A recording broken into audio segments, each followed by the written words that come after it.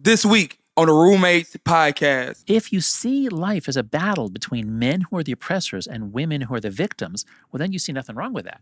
You say, well, it's about time. Those men deserve it. They've been oppressing women for so long. They deserve to be oppressed. But these are kids. These are individuals who are not guilty of anything.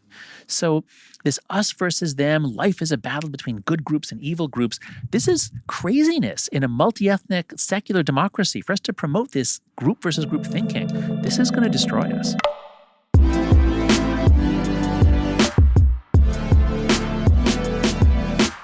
What's good, everybody? This week's podcast is brought to you guys by our sponsors over at Skillshare. Skillshare is an online learning community with thousands of amazing classes covering dozens of creative and entrepreneurial skills. You can take classes in everything from photography and creative writing to design, productivity, and more. So whether you're returning to a lifelong passion, challenging yourself to get outside your comfort zone, or simply exploring something new, Skillshare has classes just for you, and we've been telling you guys so much this year. Make sure you hop on Skillshare. So many dope, amazing classes. You guys will love it. So be sure to join the millions of people on Skillshare today with a special offer for the roommate community. You guys get 2 free months of Skillshare Premium. Use the offer code roommates at checkout. Go to Skillshare.com/roommates. 2 free months of Skillshare Premium. Check it out. Trust me, guys, you won't be disappointed with all the things that you'll be able to learn. Yo, what's good, everybody? This is Hafiz from the Roommates Podcast. And once again, we are in the beautiful, lovely city of New York. You know, my birthplace and the birthplace to a lot of great thinkers and also the home to a lot of my favorite thinkers and thought leaders and entrepreneurs and business leaders and all that good stuff. And this week, guys, you guys are in for an absolute treat. I know I've been saying that a lot. I've said it so much that you guys probably don't believe me. But this time, I really, really mean it, guys. We are joined by one of the greatest thinkers in the 21st century. And this man is somebody who I really have learned a lot from, that his values, his principles, you know, his work ethic, and obviously the intelligence that he brings to the American civil discourse has really been inspiring to me. So guys, without further ado, guys, welcome to the show from the NYU Stern School of Business, Jonathan Haidt. Thank you, Hafiz. What a pleasure. What a nice introduction. Thank you so much. Did I get it right? NYU Stern Perfectly School of right. Business? Yep, sounds good. I have a history of butchering these things sometimes. Okay. Hey, where are you from? Where were you born? So my parents are Nigerian. My name is Arabic. You know, Hafiz means one who memorizes the Quran, and also means guardian in Arabic. And it's also a very famous Persian poet who has my name. I like to say he has my name. And but I was actually born in Staten Island. Oh, excellent. Yeah, but I was raised in Atlanta, Georgia. Okay. Yes. So, Jonathan, I know who you are, but our audience doesn't know who you are. Can you give us a bit of an elevator pitch synopsis about who you are? Sure. I'm a social psychologist. That means I'm a psychologist who studies how people affect each other. That's what I've always done since graduate school. And my particular area is morality. I study how moral systems differ. And so in graduate school at the University of Pennsylvania, I began doing research on why it is that people in different nations, and then it turned out social classes, why they think different things are right or wrong. And I was doing that, studying morality in India and Brazil and different places. But in the 1990s, I began to see that left and right in America were becoming like different countries. Different U.S. history textbooks, different economics textbooks, different climate science textbooks. It's crazy how far apart, like different countries. So I was always on the left back then, and I was very concerned. I wanted to help Democrats win elections, but I was also concerned about the coming apart. And so after 2004, after George W. Bush won for the second time, I said, I can't stand this anymore. I'm going to really focus on political psychology now and treat it like cultural psychology. So that's what I began doing. And in the process of learning about conservatives, I really tried to be like an anthropologist, studying them as they understood themselves in the world. And I realized, oh my God, you can't understand anything complicated until you listen to people from different perspectives. And so it didn't make me conservative, but ultimately it made me just step out and say, I'm not on any team anymore. I'm a social psychologist. I'm a social scientist. I need to just study this stuff. And that was back in like 2008, 2009 when I began writing The Righteous Mind. Since then, the polarization has gotten so much worse. We are in great danger as a nation. And so that's what I focus on now. What is happening to us in America, and what can we do to stop ourselves from coming apart? Well, I really appreciate you sharing that, because one of the core values I told you about on our show is a diversity of thought. And the basic premise about that is that, you need to have an open mind to listen, but a discerning heart to believe. Give people the opportunity to share ideas, and then you can process it, you can synthesize it, you can accept what you want to accept, and you can reject what you want to reject. But one of the biggest issues that we saw was that a lot of people were really unable to do so. A lot of people were unable to listen to and sit down with somebody who had a different opinion from them. And that was probably the most difficult thing when we first started the show. So for example, most people don't know this because they haven't watched the real old episodes of our show, but there was one time where we brought in the Houston president of Black Lives Matter. We brought him on to the show, and if people are not familiar with Black Lives Matter, it's a very left organization, very left organization. Some would argue far left with some of the views he was expounding. And so he came on the show, and like I said, we're very civil, we're very kind, and we let people able to share their ideas. And so a lot of people who were, far left leaning and open to Black Lives Matter and their ideologies started watching our show.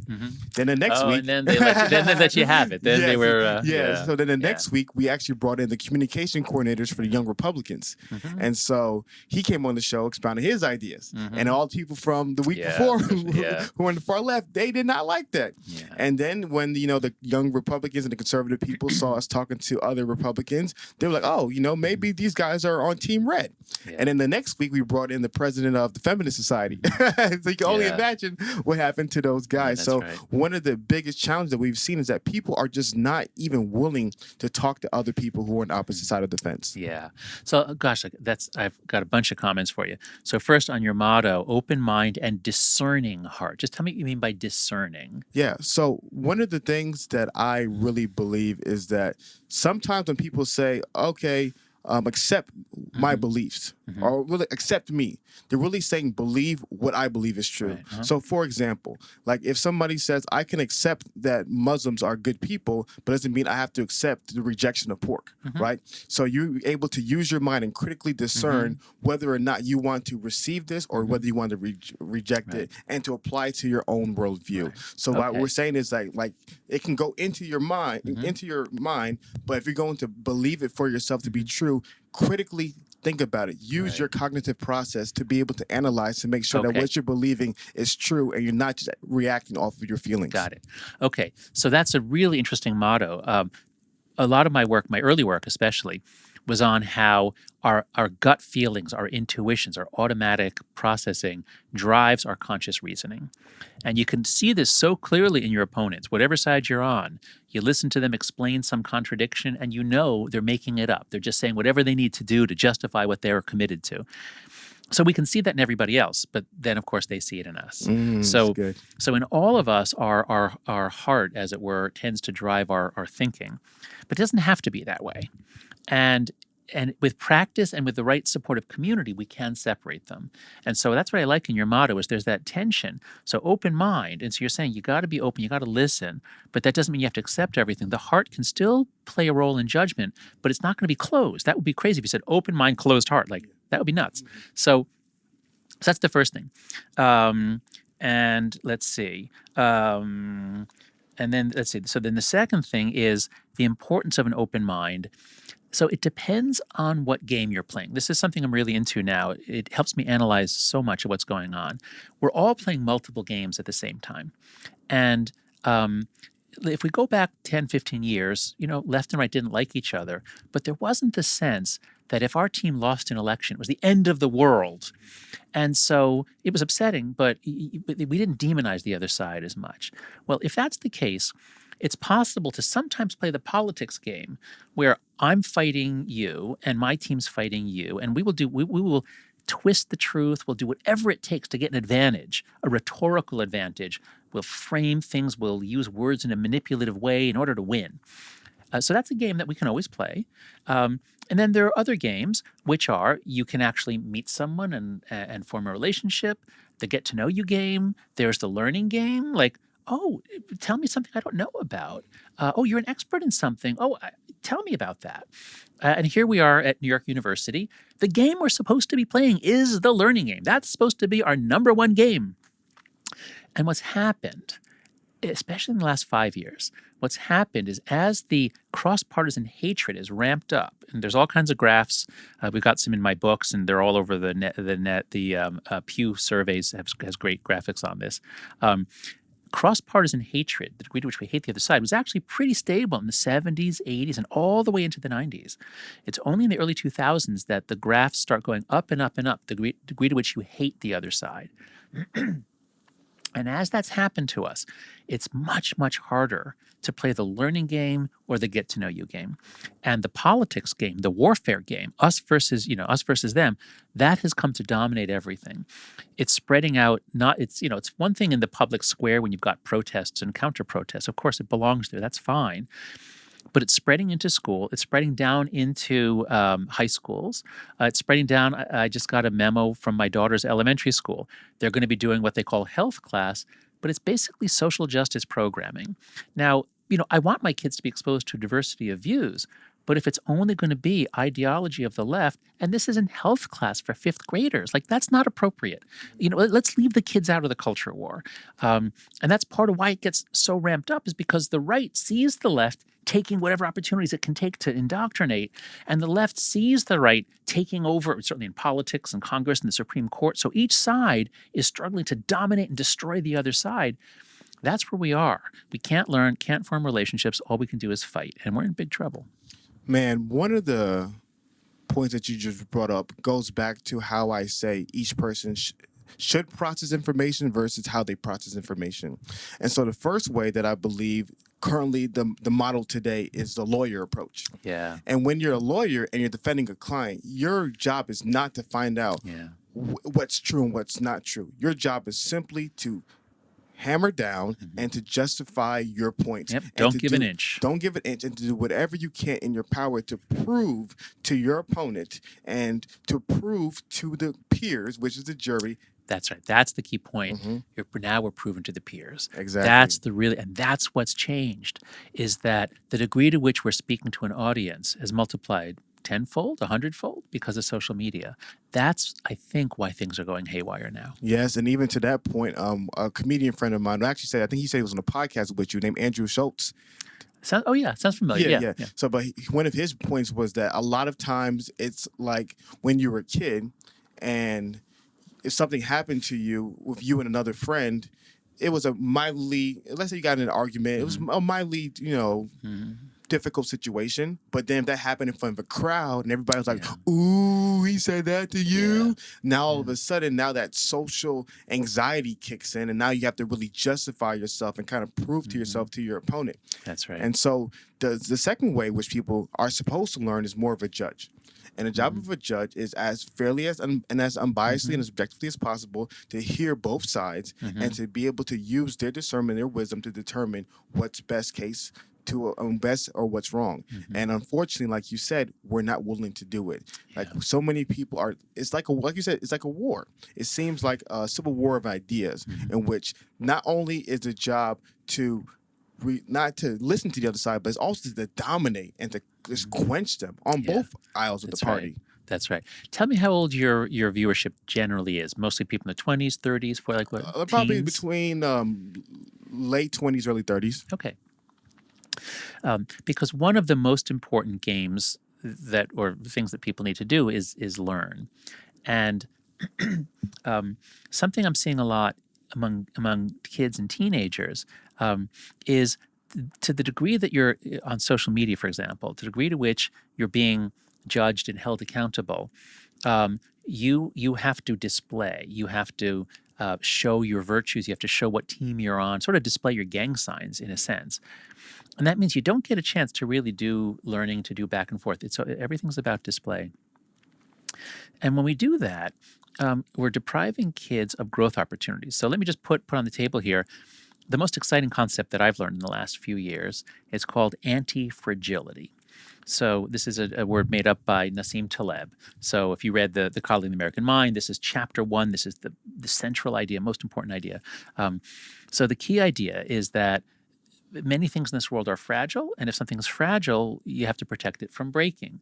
And if you drop a glass, it breaks, nothing good happens. So we give kids plastic cups because they're not fragile. If a kid drops a plastic cup, it doesn't break, but it doesn't get better. And Taleb, the guy who wrote The Black Swan, he's thinking about systems that actually have to get dropped, systems that don't get strong unless they get dropped multiple times. And so the immune system is the best example. Your immune system has to be exposed to dirt and germs and peanuts, for example. If you're not exposed to peanuts, you might develop a peanut allergy. But it turns out if you give kids peanut dust or peanut powder, then they don't, their body learns this is a thing I need to deal with, and then it deals with it, and then you don't have an allergy anymore. And when we began overprotecting kids, especially in the 1990s, protecting them from peanuts, now so many kids have a peanut allergy. So if you look at life this way, and if you look at not just your immune system, but you look at your mind is anti-fragile. And if you're growing up, if you're a teenager, if you're in your 20s, and somebody, so if you interviewed Ben Shapiro, that's great. If someone on the left says, Ben Shapiro, I heard he's a racist or something like that, or I heard bad things about him, and I won't listen to him. What you're doing is you're protecting yourself from peanuts. You're protecting yourself from people who disagree with you. I mean, Ben is an incredibly smart guy. He speaks faster than anyone I've ever met. But I know. But he sure is going to give you arguments for a conservative view backed up with some kind of evidence. And so whether you believe, this is a perfect example, open mind, discerning heart. It doesn't mean that you have to side with him or accept him, but man, will he help you get smarter if you're on the left. And similarly, if you're on the right, don't go reading far left people who are spouting nonsense.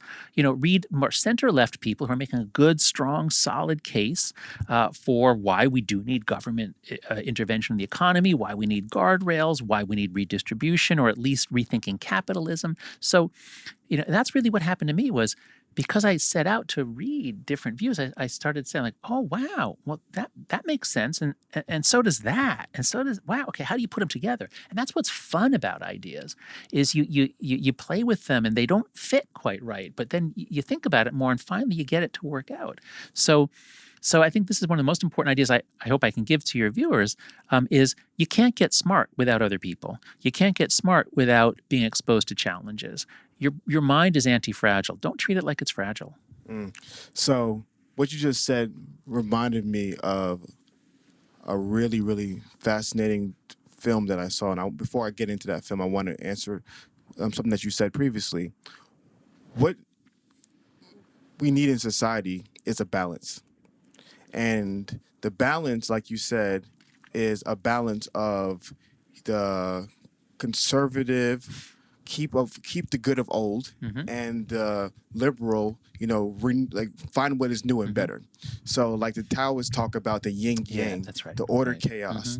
And the beauty of life is the balance, right? Obviously, too far right, then you have extremists in one group, and too far left, having extremists in another group. But one thing that you've noticed is that I would argue, and you're way better history than I have, historically speaking, what happened in the, let's say, 17th through 19th century was you had a heavy leaning towards more right-leaning ideologies, as well as the immediate consequences of right-leaning ideologies. And to me, it's like that, the archetype of the worst kind of father, which is the overbearing father. So that was what was apparent in society. We saw the overbearing father. We saw the wars. We saw, we saw the raping and the pillaging and the slavery. We saw all these things that are a byproduct of leaning all towards one direction, not having a healthy balance of the fresh newness of chaos, which exposes bad ideas. But on the flip side, going into the 20th to 21st century, now you have the pendulum being shifted to which is the second archetype, which is a more devouring mother archetype. And there was a fascinating film that talked about this devouring mother archetype. It was at the beginning of the Incredibles movie. And did you ever see it? Oh, I love The Incredibles. Yeah. You mean the new one or the original? The new one. So, I'm trying to remember if I saw it. How does it open? Remind me how it opens. The movie picks up where the second one left off. But before the film, there was a Japanese short about the devouring mother. Oh, I didn't see that. Oh, man, you would love it. It's exceptional. Without ruining it too much, it was basically a woman who wanted a child so badly. And because she wanted a child so badly, somebody granted a wish, and one of her rice cakes became a child. So she had a rice cake who was a child, and she loved the child, and she took care of the child, and she was happy, finally happy she had her child. But then the child started to grow up, and the child started to make friends, and the child started to meet women. And then one day the child tells her, "I'm about to leave." And she's like, "You can't leave me." And then it gets to a point where right before the child's about to leave and they were tussling over his suitcase, she grabs him and eats him. Oh my! And this is the beginning of The Incredibles. This was the short that precedes it. Yeah. It's only in Pixar theaters, is though. taking some risks here. Yeah. Wow. But basically that concept, as you know, is a concept of devouring mother. It's like to keep you safe from the outside I world. see what you're I'd saying. rather keep you inside. But by doing so, we're overprotecting and ultimately killing. And you kill it by making it weak. That's right. And I love that's very that powerful. concept that you talk about is what has happened in modern American society. Yeah. Okay, so let me take what you said and just shift it a little bit. So you said we need a balance, and then you said yin yang. And I've written things like that before, but I've sort of complexified maybe a little bit, which is this. So in biology, when I was in high school, we learned about homeostasis. The body's trying to maintain a constant level. But then when I was in graduate school, I learned about a more advanced concept of metabolism called allostatic load. The idea is your body is, we've got all kinds of systems in our body. One pushes our heart rate up, one pushes it down. So the sympathetic nervous system pushes your heart rate up, breathing rate up, parasympathetic pushes it down. Over and over again, we've got opposing muscle groups. We've got all kinds of forces pushing in opposite directions. And in a sense, they're always pushing, but they reach a shifting balance point. They're not trying to reach an even equilibrium point. They're trying to reach a point that is useful for the situation at hand. So I would say that in the 19th century, as the Industrial Revolution was proceeding, as we began getting giant corporations, railroads, oil companies, it's not so much that American society, for example, tilted far right. I'm not sure, maybe you could say that, but I think it would be better to say we saw rising concentrations of power in the economy. And who has an answer for that? Not the right. Conservatives don't have an answer for how do you knock down concentrated power. The left is the expert in that. So the late 19th century, the progressive era, was a time when we needed the wisdom of the left more, and the progressive movement flourished, changed. We got all the antitrust legislation. Teddy Roosevelt was a Republican, but he was a progressive. And boy, did we need that again in the 1930s in response to the Depression. So I would say that the left has wisdom that is often called for when you get rising concentrations of power, as we have now, with enormously increasing returns to the top tenth of 1%. So in that sense, I think the economic debate in America with Elizabeth Warren leading it is very healthy. We need to be talking about that. Conversely, at times when we're tearing things down, as we are now, and as we were doing in the 60s and at other times, for example, even tearing down things like the family and marriage. Well, it turns out the best way to raise kids is with stability. And if you do anything that weakens the family, and you have more kids being raised with a succession of men coming through, that's really terrible for them. And conservatives are the voice of wisdom. Hold on, don't tear everything down. What was good about the past? What have we learned by hard experience? And so there are times when conservative wisdom is called for too. So I agree with your general approach, but I wouldn't say it's a balance. I would say we need a creative tension which can move and evolve based on the needs of the moment. Now, each side has a different view of the needs for the moment, but a healthy political system would allow that to happen. We do not have a healthy political system. We have a messed up system structurally and functionally, with all kinds of ridiculous things about the way we vote, about gerrymandering, about limited hours for elections with long lines. So our whole electoral system is messed up, Congress is messed up, and our culture of discourse, which is supposed to be democratic debate and discussion, is messed up for exactly the reasons you say, that we can't listen to each other anymore. So we're in big trouble as a country. We don't have that creative tension. We've got just open war. Yeah, no, that's a really good point, and I definitely do agree. If I use the word far right, I guess this is where I want to jump into next, because I guess I'm using the word right less politically and more so in regards to more traditional masculine values. And in regards to, correct me if I'm wrong, yang is masculine, yin is I can't remember which, yeah. So basically, one of the ideas is that a lot of the values today, historically, values today were historically considered feminine values. So there's a really fascinating book that I read a long time ago called Why Men Hate Going to Church. And what they do is that they expose like two sets of value systems from one of the really popular book from the 70s or 80s, I believe. Men are from Mars, women are from Venus. That's right, yeah. So basically, the author of that book posed like two sets of values: Mars values and Venus values, which is typical masculine values and feminine values. That's right. And so what you see is that, like I said, going back to the more masculine values, it's obvious when masculine values go too far. You know, the abusive father. You know, the throw the bomb on actual person. violence. Yeah. Exactly, but the more feminine values going too far, it's a little bit different, and it's not as easily as apparent. But it's still, like you said, is wrong because we need that that like you said that. What word did you use to describe it? Creative tension, a shifting balance point. That's right. Yeah, no, that's right. I think masculine and feminine is a good example. Left and right, old and new, east and west, they're all kinds of good examples. On the masculine and feminine front, I think it depends in part on the institution you're talking about. You can talk about American culture overall, and I think you can say that, well, for one thing, a historical generalization would be that any society, like if it's on the plains and it's always subject to military invasion from its neighbors, that tends to have more of a masculine honor culture, military culture. That's what was essential for guarding off. Masculine virtues are a lot better if you're under constant attack. Whereas what I learned from reading a lot of anthropology is that when you have small island societies where there really is no risk of attack, you tend to have more matriarchy, you tend to have more feminine values. And in the same way, as life has gotten safer and easier in the West, and as war has really declined, and Steve Pinker has written two brilliant books on this, on the long-term decline of war and all kinds of threat and racism by most measures, and all sorts of things are, objectively speaking, bad things are going down, good things are going up. And in those cases, I understand why there would be a shift away from masculine values toward feminine. But as part of our culture war, in certain institutions, I mean the academy, so in universities, in the education world, which especially the education world, K-12, tends to be much more feminine in terms of the people who go into it. That's just, there are all kinds of reasons why different genders make different career choices. But we are seeing this interesting thing happening where in psychology, the American Psychological Association recently put out a report on toxic masculinity. What we think of as masculinity, even fairly good forms of masculinity, is often painted as being toxic, bad. We have to teach kids, especially boys, to not do that. And so even virtues like self-reliance, taking personal responsibility, being able to show some toughness, these are sometimes turned into vices. And I think this is not good for kids, certainly not boys. And I wonder if it might even be harmful for girls.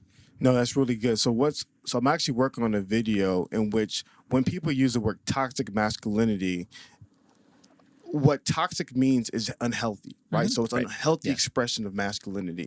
I think the issue is when you throw the baby out with the bathwater and assume that masculinity of it in and of itself is toxic, when an extreme expression of masculinity is unhealthy and by nature toxic. On the same way, but with femininity, there is an unhealthy expression of femininity, and an unhealthy expression is toxic. But like you said, it's not as apparent in today's society.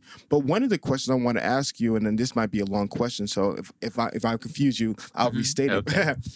But one of the things that we're seeing is that we're seeing a rise in women's success, which is a beautiful, amazing thing. Yeah. Women are advancing in their career fields, women advancing in science and politics, all these great advances. But one thing that we're seeing in some areas is men falling behind. And the easiest example of that is academia. Oh, yeah. Academia, I think since the 1990s, men have been falling out of the workplace, doing bad in school. Yeah. Exactly. And then, and so one of the challenges is that if we have a society where most women are heterosexual and most heterosexual women want masculine men, but if the men are becoming effeminized and the men are not walking into masculinity, and by walking into masculinity is like being on purpose and having jobs and having responsibility and having the ability to be self-reliant.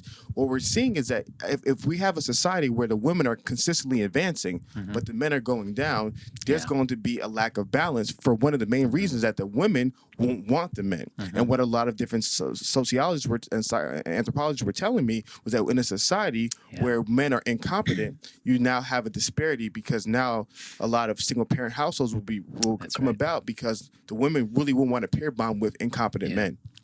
No, that I think that's right. So, I mean, it gets us into all kinds of different issues. I personally believe that evolutionary psychology is very useful in the social sciences. Um, I think the evidence that prenatal hormones affect brains and gender is affected by prenatal hormones, and men and women. I used to give lectures on this at the University of Virginia when I was a professor there. Um, Sex differences in ability are very small between men and women, but sex differences in interest and enjoyment are really big, and you can see it in little kids, and it's all the way through life. And so I think that there are some important average differences. So I think what we can all agree on, left, right, center, everybody, is that barriers to equal opportunity are bad and should come down. And so to the extent that women were excluded from careers and those barriers are gone, that's great. Um, and and then there's some a difference of opinion, left, right, as to whether equality is the right outcome, equality of representation. If a field is less than 50% female, is that wrong? Is that a problem? Um, and so that's where there definitely is debate. But to get back to your central point, as I said before, one thing that we know in the social sciences, studies of poverty and income mobility, are that kids who are born into a stable environment tend to do better on almost all measures. And there is some debate as to whether cohabiting parents are just as good as married parents. And if they could literally stay together for life, probably they would be just as good. But if you don't have marriage, you don't lock people together, it tends to break up more. So marriage tends to be very good for kids. And if you look at differences in populations and ethnic groups by marriage, those that have high rates of marriage are doing well, and those that have low rates are doing less well. So I was part of a team. I brought together. Because I'm non-political. I'm a centrist. I ended up chairing a group of poverty experts from the left and the right, and we worked together for a year to write a report on what programs actually work. What do we know from the research actually works to lift people out of poverty? And the two really big ones are long-acting reversible contraception. That breaks the cycle of poverty. But the people on the right didn't want to endorse that. They didn't want to be on paper endorsing birth control. And the other one is marriage. But the people on the left were afraid to endorse that because are we excluding gay people? Although by this time, gay marriage is already legal. But the left has sometimes had a problem with marriage. And so it was a great example of how you actually need both sides. We were able to reach a compromise that really what we really need is delayed responsible parenting. Kids do really well when people don't have kids early and before they can support kids. All right, so again, back to your question. As women have been doing better and better, and that's great, very few people would be opposed to that. Ideally, boys and men would also be doing better, or at least not falling behind. And what we've seen in terms of entering the labor force, as women's participation in the labor force has been going up and up and up, men's has been going down. We have many more men dropping out. There are a lot of reasons for this.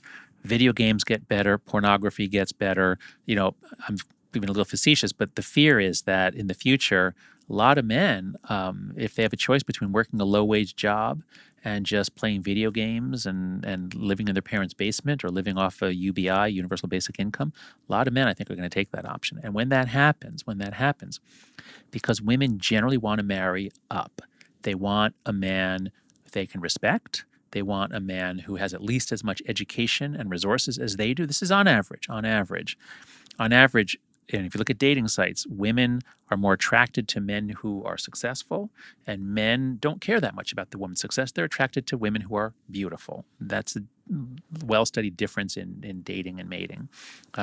So yeah, we are facing trends in which women increasingly are going to have trouble and are having trouble finding a man worth marrying. And as technology allows them to have kids on their own, which again, a good thing people should have opportunities, I think we are going to see a continued decline of marriage, and this is going to have continued problems for kids. So what do you think are some of the solutions to help some of these young boys with such a draw to video games, to the pornography and all these things? What can we do as a society to help support them, to actually help lift them up as well? Yeah. So I'm not an expert in that, but I've come across a few things I think would be helpful. So for one thing, so in my book, The Coddling of the American Mind with Greg Lukianoff, we have a whole chapter on play and the importance of play. All kids need rough and tumble play. All mammals do. Kittens, puppies, all mammals play when they're young. And kids learn so much from play. You learn you learn teamwork, you learn how to control your aggression, you learn how to settle disputes. So the more kids have outdoor, unsupervised, rough and tumble play, the more they learn, the healthier they get. That's been declining for a long time, in part because we've gotten so scared that our kids will be abducted, which was never true. There's almost no abduction in this country. In part because electronic entertainments have gotten better and better. And this predates the iPhone, but man, the iPhone has put it right there. You know, the touchscreen technology is just so compelling to kids. When my son was 2 and I got my first iPhone, the fact that he was able to master it at the age of 2, why didn't I sell everything I owned and put it all in Apple stock at the time? I would have been very rich if I'd done that. So I do think that, you know, the research on video games is complicated. I don't want to say that video games are necessarily a problem for boys, but I think the number of hours played pushes out other activities. So delaying that, giving them more playtime. We've ramped up schooling and schooling pressures even early. So I think we need to make childhood more conducive, childhood and early schooling, K through 5 or 6 at least, much more conducive to boys. That's something I think we really need to do to improve their educational outcomes. In terms of employment, I think there's some research on the value of internships and apprenticeships teach boys trades and skills. As the economy shifts away from manufacturing and towards services, women have an advantage. Women are more skilled generally at interpersonal relationships. Men are more skilled generally at physical labor and at sort of machines thinking about things.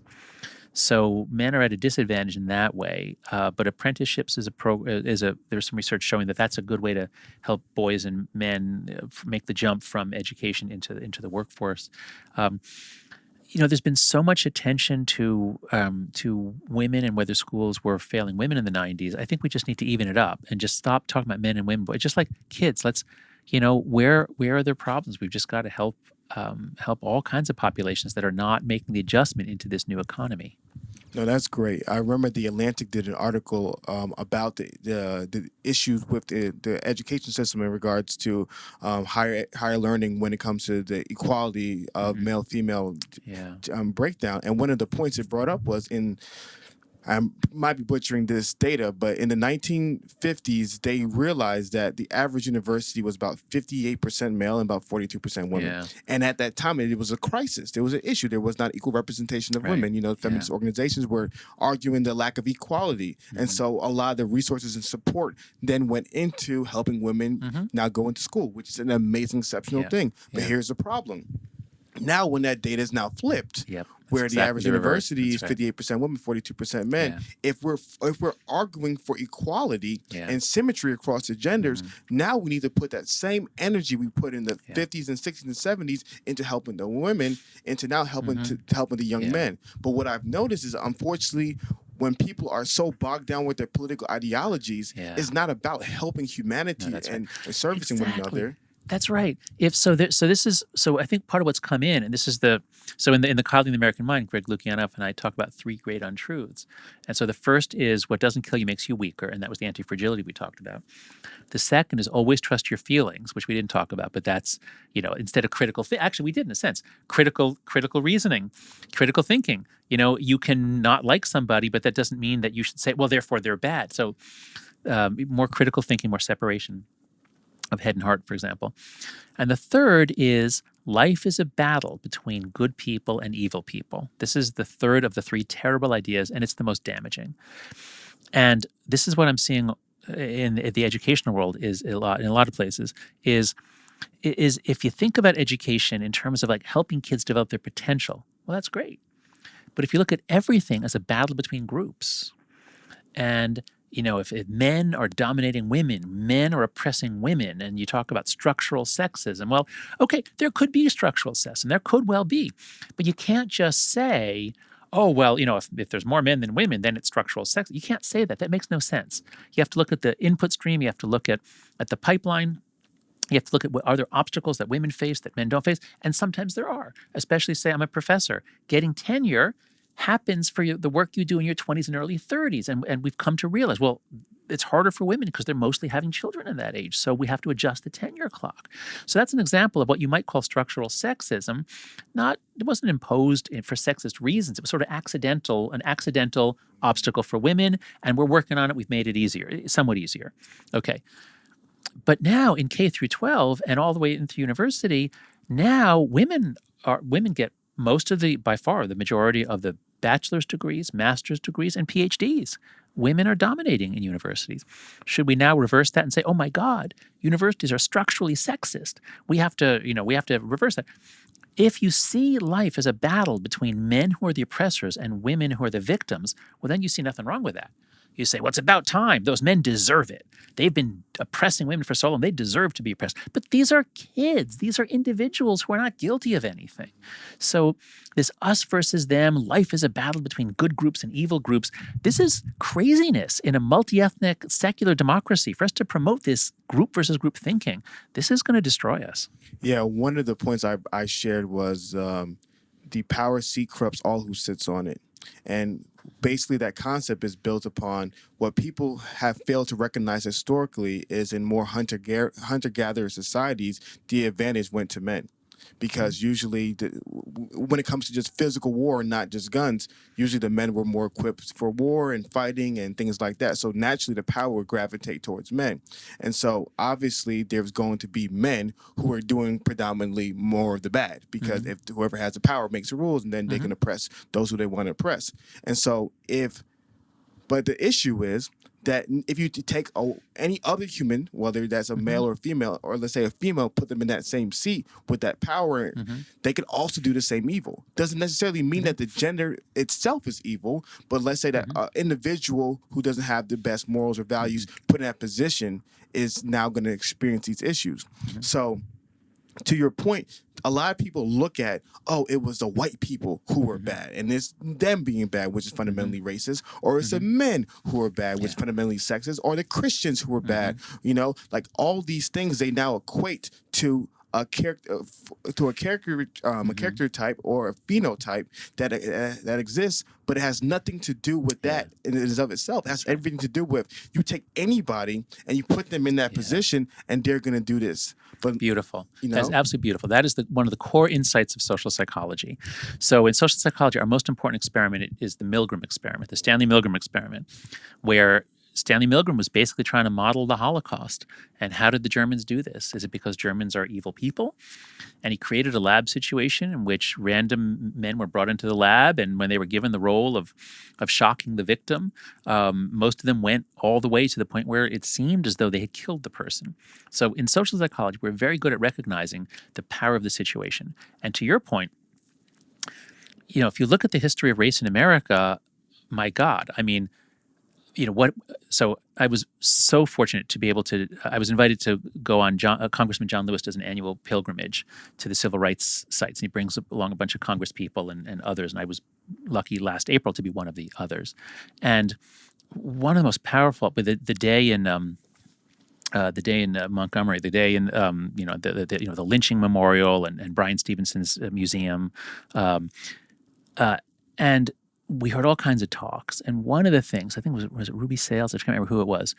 Someone who was there in the civil rights movement when she was young. She said, Jim Crow and slavery and Jim Crow, it didn't just warp black people, it really warped white people. And if you're born into a society in which your skin color gives you the right to lord it over others, I mean, that's terrible, but it warps your soul. It changes you. And so what I think we need to do to get past this. I came home from that weekend, deeply moved. And, I can say in a little sense, I'm woke in the sense that I now see the pervasiveness, the degree to which being black in America is so different from, say, I'm Jewish. Like, being Jewish and having the Holocaust in my memory is very powerful. But man, that was far away. One time, not one time, but I mean, it's, everything about the Holocaust makes me love being American more. Whereas the black experience is very, very different. So I see things that I didn't see before, and I'm much more sympathetic. But I didn't come back saying, well, now we have to enact all these programs that are talked about. My view as a social psychologist was, wow, we've really got to figure out what works. and we've got to do research on this, and we've got to demoralize it, strip out the moral judgment, say we have a national emergency here about we have a national obligation, we have a national duty to fix this, to get this right.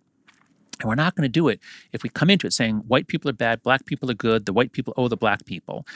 Well, if you think about that, boy, is that going to just produce a counter reaction, all kinds of unproductive, direct reparations ideas that are going to just blow up, that would backfire. But I think that what we owe as a country, is to fix hundreds of years of cruelty, of crime, you can say, to fix it. And so some of the ideas about, well, what can we do?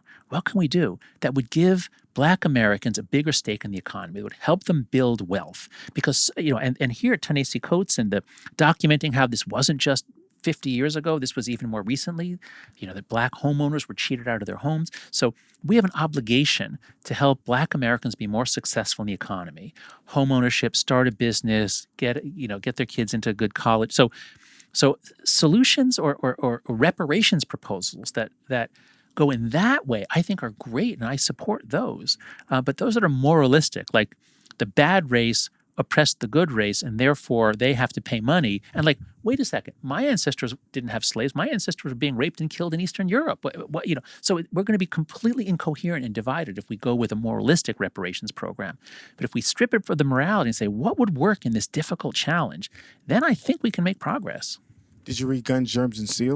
Long ago. I remember I read parts of it, yeah. So, if you guys have a couple weeks of your life, it's a very heavy book, but I just absolutely love that concept of Guns, Germs, and Steel, because it's really showing, like we said, how the situations really cause the sins. And a lot of times, we could always virtue signal. We can always do what C.S. Lewis talks about, having chronological snobbery, and to look back at people of the past. That's a good phrase, chronological snobbery. Okay. Look back at people of the past and to simply look down upon them and to say, oh, I'm way better than them. I would have never done that, but put in that situation, you definitely would have. Yeah. But the point that you're saying that really stands out to me is that if you genuinely care about the well-being of society, now it's no longer political. Because if you've noticed the way we've been talking today, we've talked about ideas that people on the right exposes, and we've talked about ideas that people on the left exposes. Yeah, I actually have no idea what your politics are from this conversation. Yeah. And so that's the beauty of the conversation. The beauty of the conversation should be it's two human adults looking for solutions to help society. And that's where this all goes back to we're tearing down each other so much that now you're the enemy, I'm the enemy, and we're no longer able to really combat the enemy, which are things like poverty, which are things like, children, dying of diseases, things like cancer, really important things going on in today's society. We're not able to combat them because we're doing too much infighting, and we're doing too much demonizing of the other. Yeah. And so I'm really thankful for your work and for your literature, because you're trying to break down these barriers and to break down this, this wall that's now being built up in American society between one group of people over another. Well, that's right. And so to take your metaphor that we can't find the solutions because we're fighting. Or you said something about the real enemy is poverty.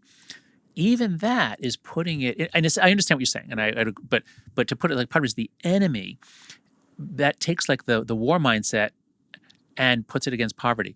I think a better way to do it would be to think about, have you ever played these it's called Escape the Room? Do you know these things? Yeah, Escape Room. Escape Room, you have to, okay. So those are great because there's all these puzzles you have to solve, and you have to work together to solve them. It's very hard to solve them by one person.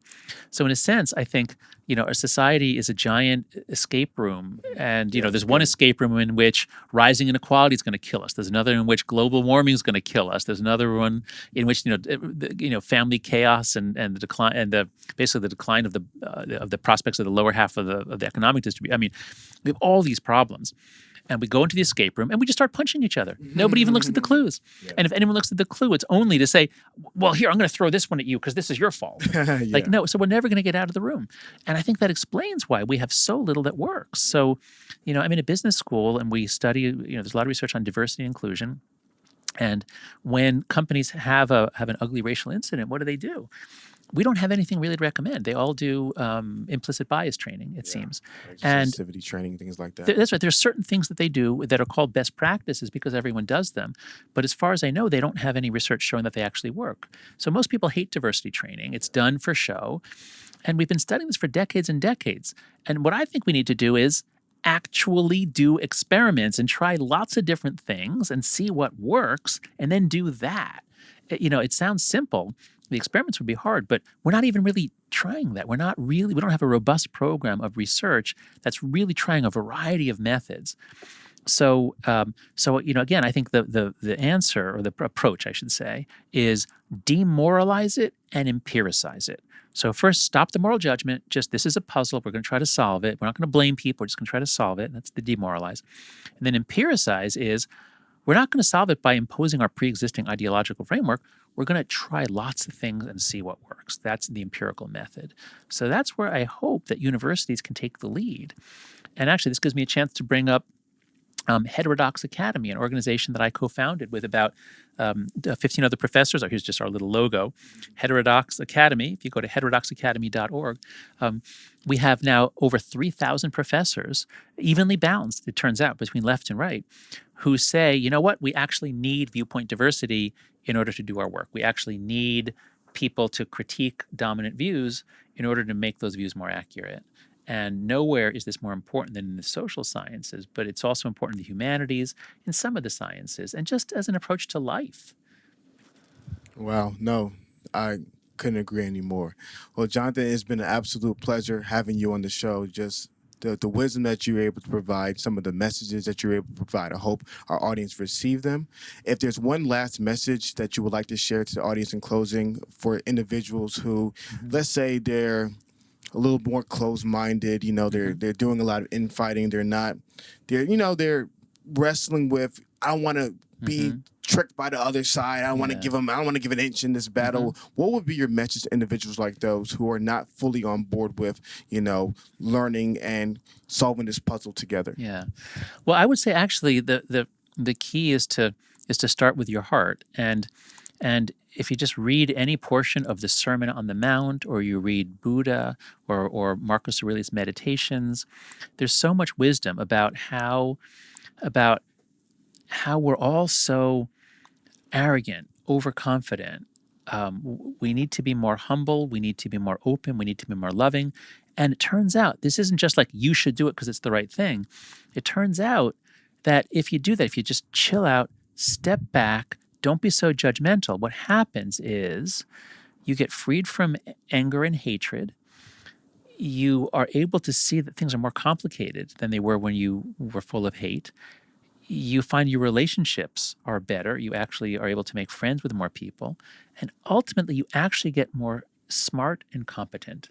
And so even if your goal is just to be successful in this life and get a good job and be successful, basic skills of cool it, cool down, moment of humility, let me listen to you, let's see if we can work this out, that turns out to be a key to success in life. I love it. I love it. Love it. So, guys, make sure you guys reach out to Jonathan. You guys know how we get down the podcast. Jonathan, where can they find you if they want to reach you with a message? A lot of information at righteousmind.com. That's the website for my previous book. Thecoddling.com is for the more recent book. Heterodoxacademy.org, especially if anybody listening is a professor or a graduate student. And then you can find my homepage at Stern, it's actually jonathanhaidt.com. You can find contact information for me there. Sounds good. Guys, so make sure you reach out to Jonathan. Let him know what about the podcast stood out to you. My name is Hafiz, and I'm joined by Jonathan Haidt. And we are the roommates, guys. Thank you so much for your time. Have a great day, and be sure to share this message. All right. Thank you.